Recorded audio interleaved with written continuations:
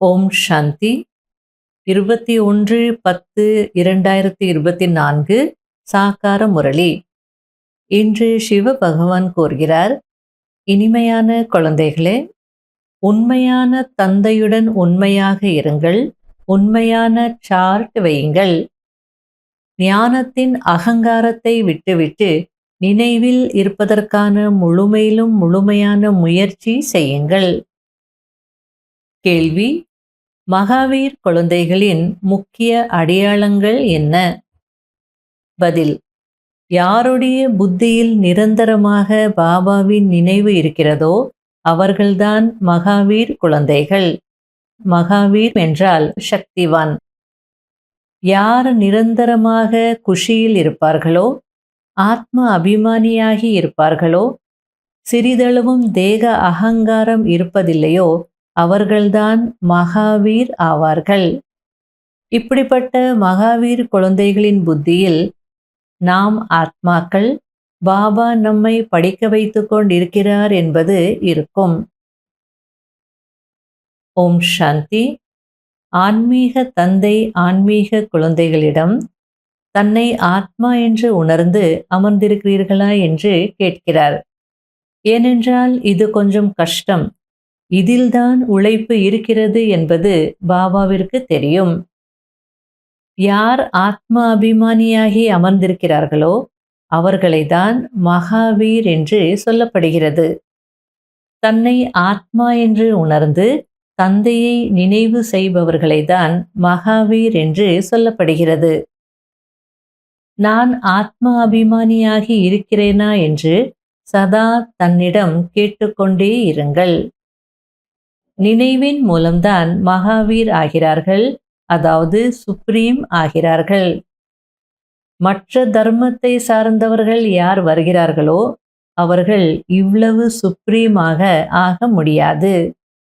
அவர்கள் வருவதே தாமதமாகத்தான். நீங்கள் வரிசை கிரமத்தில் சுப்ரீம் ஆகிறீர்கள். சுப்ரீம் என்றால் சக்திவான் அல்லது மகாவீர் என்பதாகும். சிலர் தன்னுடைய சார்ட் 25% காண்பிக்கிறார்கள், சிலர் 100% காண்பிக்கிறார்கள் என்பது பாபாவிற்கு தெரியும். அதுதான் பாபா உண்மையான தந்தையிடம் உண்மையாக இருங்க, உண்மையான சார்ட் வையுங்க அப்படின்றார். நாம் என்ன எழுதினாலும் அவருக்கு தெரிஞ்சிடுது.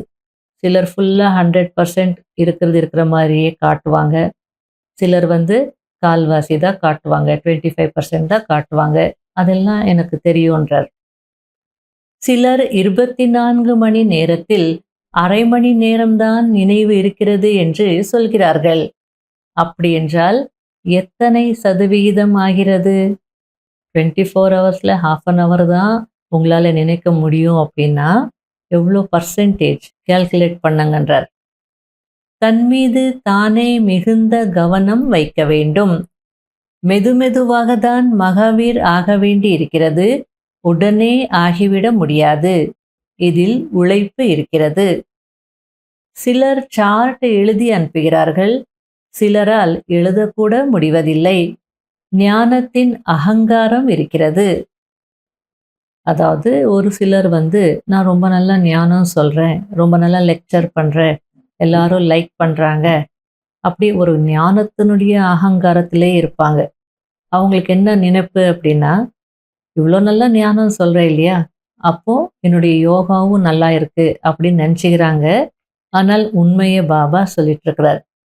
அவங்க ஏன் சார்ட் எழுதுறதில்லை அப்படின்னா, நினைவில் அமர்வதற்கான முயற்சியை செய்ய முடிவதில்லை என்பதை பாபா பார்க்கிறார்.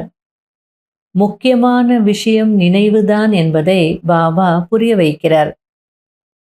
நம்முடைய சார்ட் எப்படி இருக்கிறது என்று தன் மீது கவனம் வைக்க வேண்டும், அதை நோட் செய்ய வேண்டும்.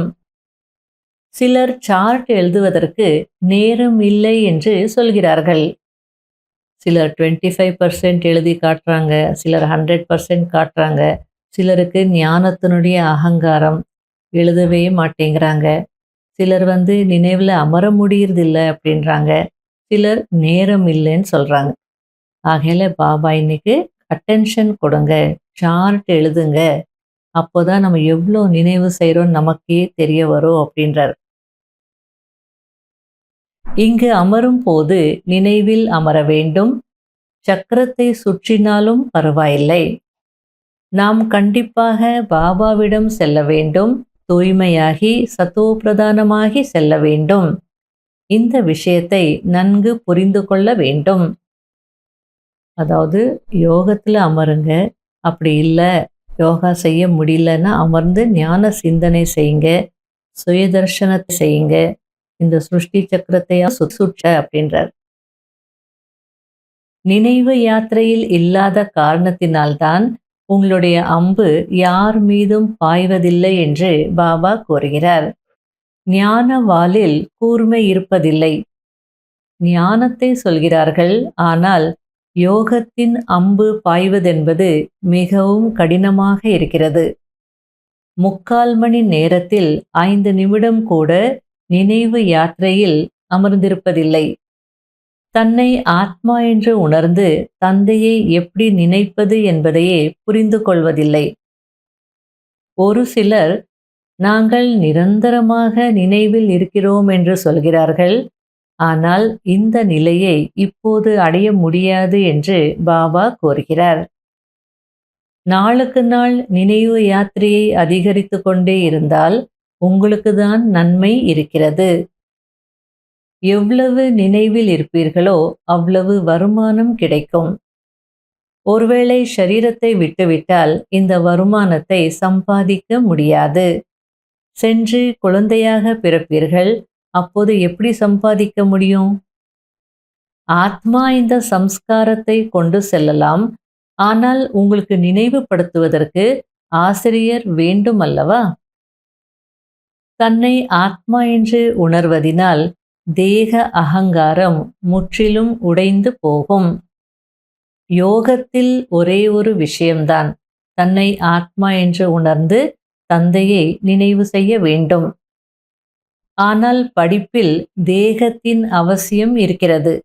ஷரீரம் இல்லாமல் எப்படி படிப்பீர்கள் அல்லது படிக்க வைப்பீர்கள்? ஞானத்தை வர்ணனை செய்வதற்கு அவசியம் வாய் வேண்டும். யோகத்தில் ஒரே ஒரு விஷயம்தான், தன்னை ஆத்மா என்று உணர்ந்து தந்தையை நினைவு செய்ய வேண்டும். தந்தை பதித்த பாவனராக இருக்கிறார் என்றால் அவருடன் யோகத்தை ஈடுபடுத்த வேண்டும் அல்லவா? பரமாத்மா ஞான கடலாக இருக்கிறார். இதற்கு பரமாத்மா ஞானம் என்று சொல்லப்படுகிறது. தந்தைதான் என்னை நினைவு செய்யுங்கள் என்று சொல்கிறார். இதை மனிதர்களுக்கு கற்றுத்தர முடியாது. நீங்கள் வானப்பிரஸ்த நிலையில் இருக்கிறீர்கள். சப்தத்திலிருந்து விடுபட்டு செல்ல வேண்டும். நிர்வாண தாமத்திற்கு சென்று விட்டார் என்று அவர்கள் சொல்கிறார்கள். ஆனால் யாரும் செல்வதில்லை. மீண்டும் மறுபிறவி அவசியம் எடுக்கிறார்கள். வானப்பிரஸ்த நிலையை அடைவதற்காக தான் குருவிடம் செல்கிறார்கள். வானப்பிரஸ்த ஆசிரமங்கள் நிறைய இருக்கிறது. நீங்கள் அங்கே கூட சேவை செய்யலாம். இப்போது நாம் அனைவரும் கண்டிப்பாக வீட்டிற்கு செல்ல வேண்டும் என்று அனைவருக்கும் புரிய வைக்க வேண்டும். குழந்தைகளாகிய நீங்கள் நினைவு யாத்திரையில் இருக்க வேண்டும். இங்கே உங்களுக்கு நிறைய உதவி கிடைக்கிறது. அதாவது மதுபன்ல வந்து நீங்க யோகா பண்றீங்க அப்படின்னா வாயுமண்டலத்தினுடைய உதவி, பாபாவுடைய உதவி, குழுவினுடைய உதவி எல்லாமே கிடைக்குது அப்படின்றார். இப்போ நீங்கள் வீட்டில் இருந்தீங்கன்னா எல்லாரும் ஞானிகளாக இருக்க மாட்டாங்க. அப்போ அவங்களுடைய வைப்ரேஷன்ஸ் கண்டிப்பாக உங்களுக்கு டிஸ்டர்ப் பண்ணும் அல்லது சவுண்ட் இருக்கும். குழுவினுடைய உதவி கிடைக்கும்னு சொல்ல முடியாது. சென்டர்லேயோ மதுபன்லேயோ அந்த விஷயங்களுடைய உதவி நமக்கு கிடைக்குது. குழுவில் ஒருவரின் பலம் இன்னொருவருக்கு கிடைக்கும் அல்லவா? மிக குறைந்த எண்ணிக்கையுடைய குழந்தைகளாகிய உங்களுடைய சக்தி தான் வேலை செய்கிறது. ஒரு விரலினால் கோவர்தன மலையை தூக்கியது போல் காட்டுகிறார்கள்.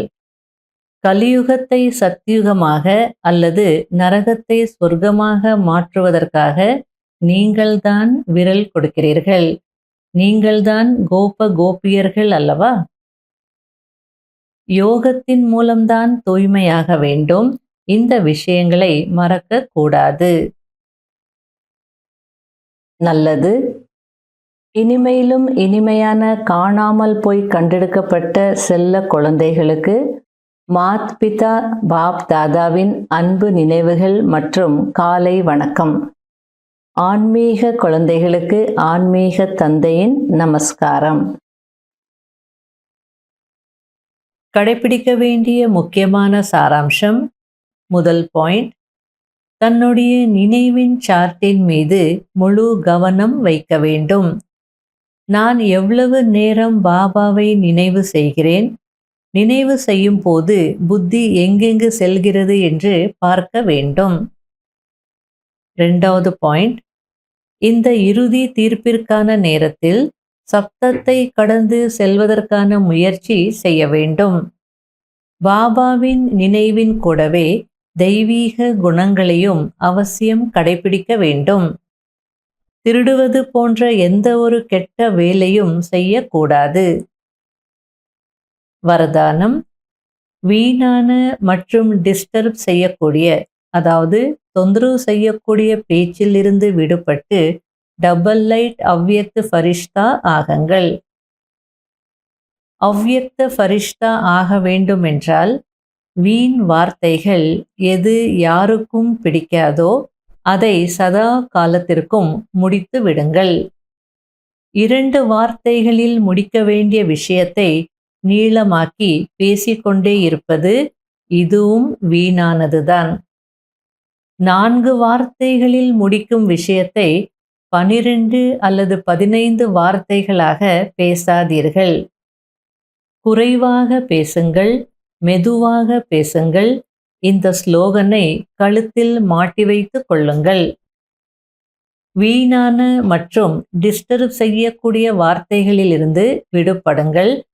அப்போது அவ்யக்த ஃபரிஷ்தா ஆகுவதற்கு மிகுந்த உதவி கிடைக்கும். ஸ்லோகன்: யார் தன்னை பரமாத்மா அன்பிற்கு பின்னால் அர்ப்பணிக்கிறார்களோ வெற்றி அவர்களின் கழுத்து மாலை ஆகிவிடும். இன்றைய அவ்யக்த சமிகை: எப்படி அவர்கள் பழைய முந்தைய காலத்தின் சவுண்டை கேட்ச் செய்கிறார்களோ அதேபோல் தன்னுடைய 5000 வருடத்திற்கு முந்தைய தெய்வீக சம்ஸ்காரத்தை கேட்ச் செய்யுங்கள். நான் அதுவாகத்தான் இருந்தேன், மீண்டும் ஆகிக்கொண்டிருக்கிறேன் என்பதை சதா நினைவில் வையுங்கள். எவ்வளவுக்கெவ்வளவு ஆதி மற்றும் அனாதி தூய்மையான சம்ஸ்காரத்தை கேட்ச் செய்ய முடியுமோ அவ்வளவுக்கவ்வளவு அதனுடைய சொரூபமாக ஆக முடியும். ஓம் சாந்தி.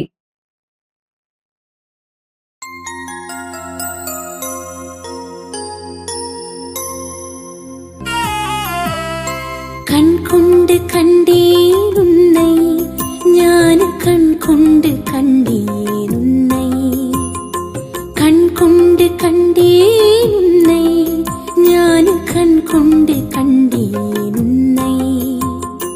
தேனொழுகு இந்தன் முகவரி சொன்னாய், பாலொழுக அன்பு குழந்தாய் என்றாய். மனதின் பாரம் போக்கும் முந்தன் மொழிகள்,